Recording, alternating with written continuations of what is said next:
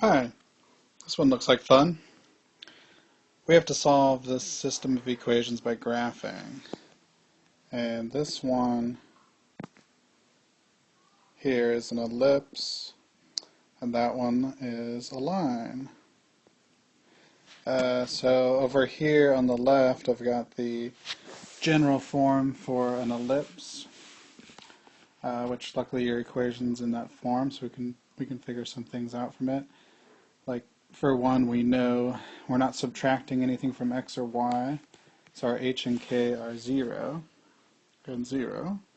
So the center, hk, is going to be right at the origin.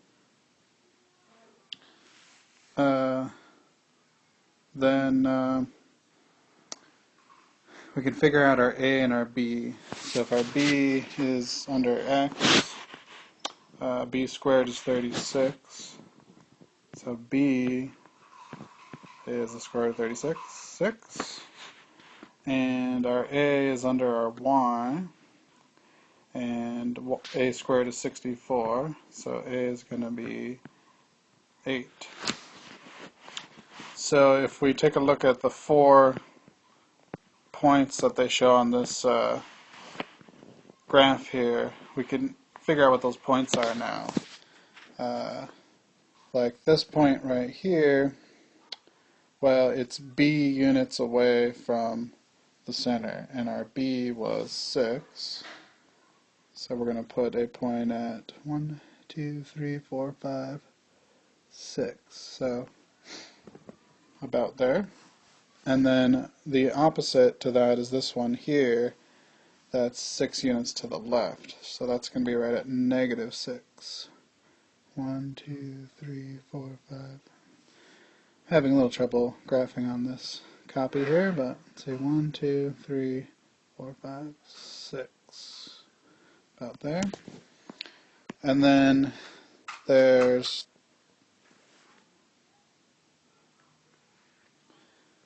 okay, I just had to pause the video and now I'm back. I think we were talking about A, which we know is 8, so it's going to be 8 units above the center and 8 units below. So let me see if I can read this graph again. 1, 2, 3, 4, 5, 6, 7, 8, about there. And maybe I'll just eyeball the last one down there. So that's what our ellipse is going to look like. And I think those 4 points we just found are going to be important. So now if we look at our line, it's in slope-intercept form. So the y-intercept here is positive 8, and the slope is negative 4/3. So we can start at positive 8 for our y-intercept, but we notice, hey, that's a point on the ellipse. It's that one point that I graphed, or one of the 4 points that I graphed. And then if I go follow the slope from there, so I go down 4 over 3, down 4 over 3, down 4 over 3, I notice that I'm going to end up right here, which was 6, 0. So the line is actually going to go through those 2 points. Those are both solutions to that second equation and to the first equation. So the second line looks like that. Kind of sloppy, but it goes through those 2 points. So the 2 points were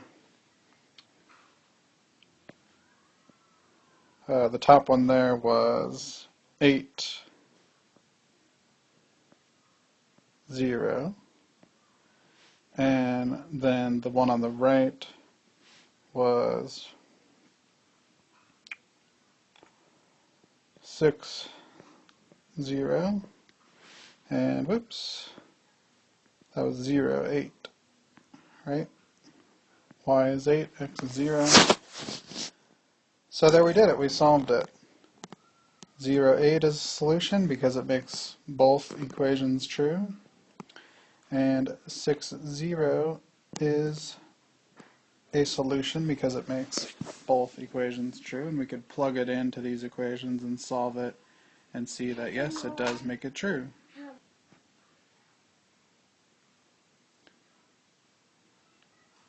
Okay, so here what I've done is I've just graphed them on a graphing calculator, and you can do this.